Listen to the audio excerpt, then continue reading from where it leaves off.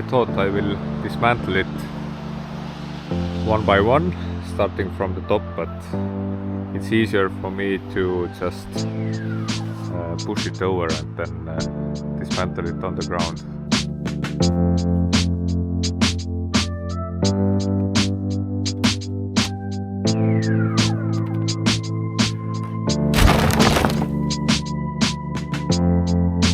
So yeah, I should have done it at the very beginning.